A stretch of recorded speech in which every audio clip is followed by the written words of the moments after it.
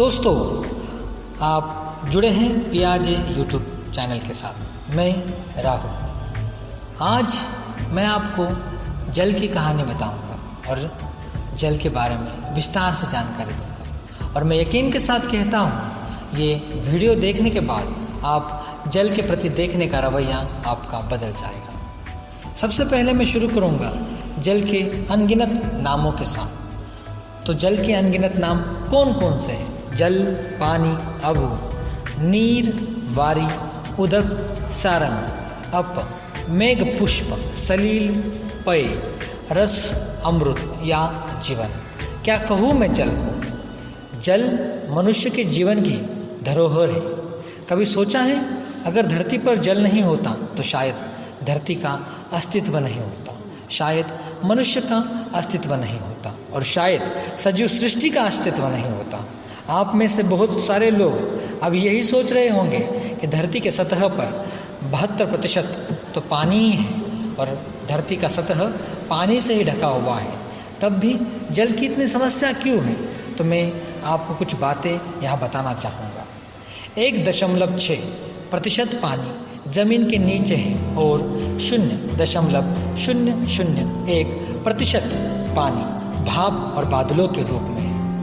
यदि पृथ्वी पर 72% पानी होने के बावजूद भी सागर और महासागरों से घिरा हुआ 97% पानी यह नमकीन है, जो पीने के लायक नहीं है। केवल 3% पानी मनुष्य के जीवन में पीने लायक है और इन 3% पानी के ऊपर ही मनुष्य जीवन का अस्तित्व जुड़ा हुआ है। और केवल मनुष्य ही नहीं तो सजीव सृष्टि के जीव जंतु से लेकर हर एक व्यक्ति तक इसका अस्तित्व जुड़ा हुआ है।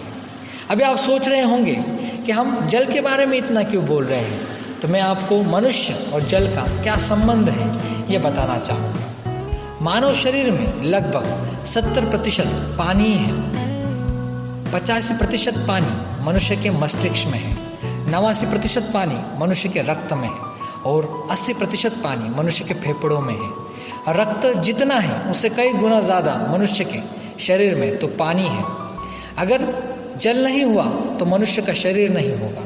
और केवल मनुष्य ही नहीं, हम यहाँ और एक चीज़ देखेंगे और वह है दोस्तों पेड़ और पौधे। पेड़ और पौधे अपने जड़ों से जल ग्रहण करते हैं और सभी शाखाओं और पत्तियों तक पहुँचाते हैं। पर यह जल उनको कहाँ से मिलता है? ये जल उनको धरती से मिलता है। मान लो अगर जल नहीं होता तो क्या होता? अगर जल नहीं होता तो पेड़ पौधे कभी विकसित नहीं हो पाते और आपको ऑक्सीजन नहीं मिलता और शायद धरती कभी उत्पन्न नहीं होती और ना मनुष्य का अस्तित्व होता। और कम से कम 84,000 लाख जीव जंतु इसी जल से उत्पन्न होते हैं और इसी जल पर जीते हैं। अभी आप सोच रहे होंगे कि पृथ्वी पर केवल जल ही महत्वपूर्ण है क्या? तो मैं यहाँ आपको बताना चाहूँगा कि पृथ्वी 5 तत्व से बनी हुई है: आकाश, वायु, अग्नि, धरती और जल। और ये 5 ही तत्व बहुत ज़रूरी है। जितनी जल ज़रूरी है उतनी आकाश, वायु, अग्नि, धरती भी ज़रूरी है। पर याद रहे, मनुष्य जीवन में जल की ज़्यादा महत्व है। इसलिए ही मनुष्य आज आप देखोगे चांद से लेकर मंगल तक और गुरु से लेकर नेपच्यून तक केवल जल की खोज की जा रही है। कभी आपने देखा है क्या सोने की, चांदी की, धन दौलत या ईंधन की खोज होती है? नहीं। आप कभी भी देख लो कि मनुष्य हर ग्रहों पर केवल एक चीज़ खोज रहा है और वो है जल। और उसका कारण है क्योंकि जल जीवन है।